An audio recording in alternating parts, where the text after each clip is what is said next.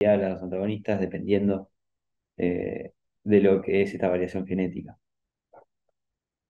Existen polimorfismos que presentan hasta el 15%, que solo permite metabolizar el 10% de los antagonistas. Entonces van a determinar lo que es un mayor riesgo de sangrado por la alta sensibilidad a lo que es la dosis de carga, como vimos anteriormente. Em, También existen otros polimorfismos de la vitamina K epoxidorreductasa, la B-Corce1, que puede hacer que se necesite una dosis menor. Estas mutaciones podrían explicar hasta un 30% de lo que es la variabilidad en las dosis entre pacientes. Eh, y después pasamos a lo que es el empleo concomitante con los medicamentos que pueden dar alteraciones en lo que es la absorción, como en su efecto. Algunos van a potenciar el efecto anticoagulante y otros van a disminuir el efecto anticoagulante. Entonces, esto lo tenemos que tener en cuenta. Son una lista larga, pero cabe mencionar algunos que se usan mucho en quirófano, como puede ser el metronidazol, aumenta el efecto anticoagulante, el halopurinol, los antiarrítmicos como la amiodarona. Bueno, eso es los antagonistas de los receptores de la histamina, eh, y también los antidiabéticos orales. Todos estos potencian el efecto anticoagulante y mientras que otros fármacos como los barbitúricos, la carbamazepina, los anticonceptivos orales y los diuréticos tiazídicos disminuyen el efecto anticoagulante. Entonces van a aumentar el riesgo de complicaciones isquémicas. A hablar un poco también de lo que son las contraindicaciones generales. La principal es la hipersensibilidad conocida al ácido o los derivados. Tener en cuenta que es un fármaco teratogénico, entonces va a estar contraindicado en el embarazo. Eh, Otra contraindicación es la falta de cooperación por parte del enfermo, que no tenga una buena adherencia al tratamiento. Y bueno, tener en cuenta que hay ciertos estados patológicos que aumentan el riesgo de una hemorragia, como puede ser diátesis hemorrágico o alguna discrasia hemática. Tener en cuenta que no se tendrían que usar en intervenciones quirúrgicas, en pacientes que tuvieron intervenciones quirúrgicas recientes del sistema nervioso central, eh, en pacientes que tuvieron antecedentes recientes de úlceras gastroduodenales, o también pacientes con hipertensión grave o lesiones graves de los parénquimas hepáticos y renales.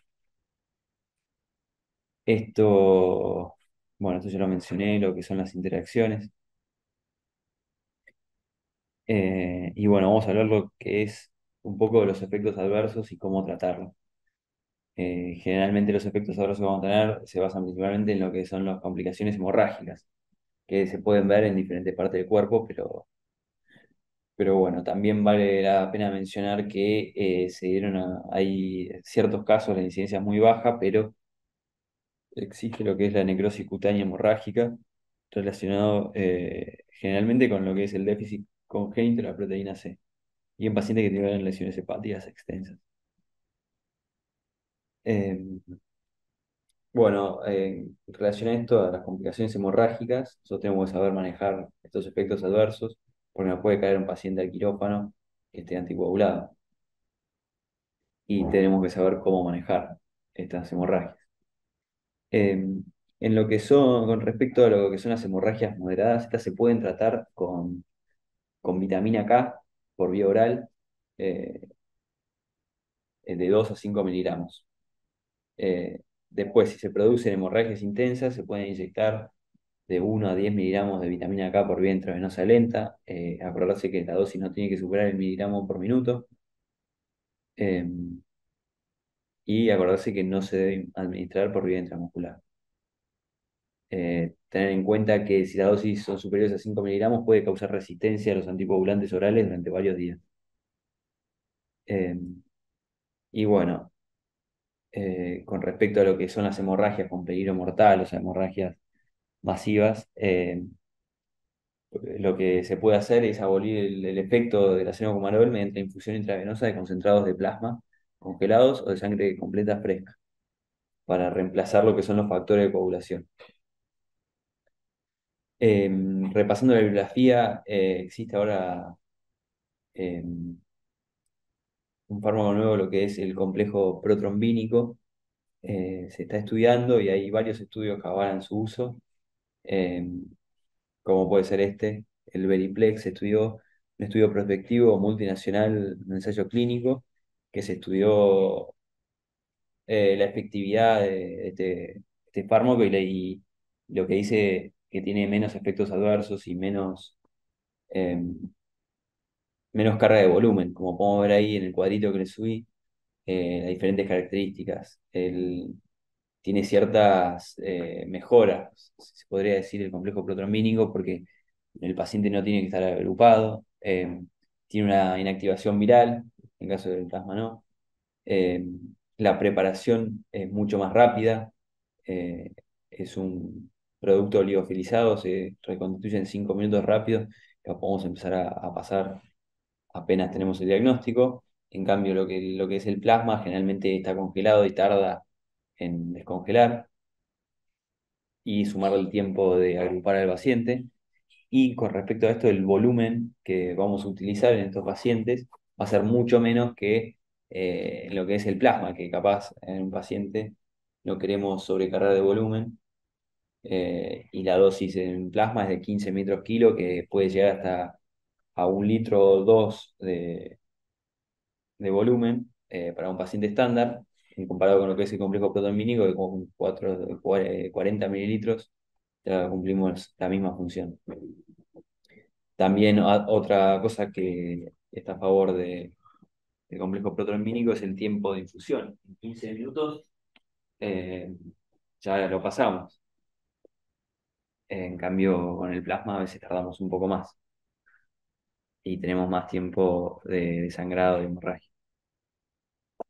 Este estudio básicamente lo que mostró son las ventajas sobre el complejo protrombínico, que actualmente no está disponible acá, pero bueno, estaría bueno que en un futuro se pueda conseguir, porque como dice ahí, en la mayoría de pacientes vamos a tener que pasar 2.000 mililitros de plasma, eh, y esto puede llevar a sobrecarga de volumen y edema pulmonar. Eh, Y bueno, aparte también tener en cuenta que el plasma puede aumentar el riesgo de lo que es TRAL y TAC. Eh, y tener en cuenta que el plasma también las concentraciones de los factores de coagulación son no tan predecibles, y a veces tienen menos factores de coagulación que en el complejo protrombínico. Este otro estudio es un estudio randomizado que estudiaba el uso del complejo protrombínico en cirugía cardíaca. Y a la conclusión que llegaba básicamente me parece interesante eh, em, que el complejo este revertía la anticoagulación de una manera segura, más rápida y más efectiva que el plasma fresco congelado. Pero bueno, tener en cuenta que esos son los tratamientos. Y bueno, como último vamos a hablar un poco de lo que son las consideraciones anestésicas, que este cuadro me pareció fundamental. Tener en cuenta en un paciente que está tratado con este medicamento, tener siempre un RIM previo a la cirugía. Si tiene un RIN menor a 1,5 se puede proceder a la cirugía y eh, cirugías de alto riesgo de sangrado, ¿no? Y en los procedimientos que hacemos nosotros, que son bloqueos neuroaxiales o bloqueos, ten en cuenta que el RIN tiene que ser menor a 1,5. En cambio, si el RIN es mayor o igual a 1,5 y es una cirugía electiva, lo que vamos a hacer es pasar vitamina K de 1 a 5 miligramos y control del RIN en 12 horas, de 12 a 24. En cambio, si tiene el RIN mayor o igual a 1,5 y es una cirugía urgente o emergente, vamos a pasar lo que es el complejo protrombínico y el plasma fresco congelado. En nuestro caso, el plasma fresco congelado de 5 a 15 mililitros kilo. Este otro cuadro me parece interesante de cuando tenemos que cortar los antagonistas de la vitamina K. En este caso el cuadro habla de lo que es la warfarina, que tiene una vida media un poco más larga. En el caso de la senocumarol es de 3 días. Pero bueno, también tener en cuenta que ciertos pacientes que tienen alto riesgo de trombosis o con reemplazos valvulares o factores que los predispongan los pongan en un grupo de riesgo más alto, vamos a considerar lo que son las terapias puentes con heparina. Eh, y también tener en cuenta que cuando arrancar estos medicamentos después de la cirugía. Eh, Tener en cuenta que con bajo riesgo de sangrado, al día siguiente de la cirugía podemos arrancar con heparina no fraccionado de bajo peso molecular. En cambio, si es de alto riesgo de sangrado, vamos a comenzar recién a los 2 días con los antagonistas de la vitamina K. Y este es el cuadro que les hablaba también, las sugerencias para el manejo de los dicumarínicos, preprocedimiento. Preprocedimientos son las cirugías de alto riesgo de sangrado o los procedimientos neuroaxiales. Eh, Acá podemos ver el tiempo necesario para discontinuar los antagonistas de la vitamina K, es en el caso de la warfarina 5 días y en el de acenocomarol 3 días. Hay que estimar el riesgo de trombosis, que puede estar de bajo, moderado, alto, y esto va a depender si utilizamos la terapia puente con heparina o no. En el de riesgo estimado bajo de trombosis no vamos a usar la terapia puente, en el de moderado lo vamos a evaluar y en el de alto está recomendado. Eh, y bueno, esta es la bibliografía que usé y nos vemos en la próxima.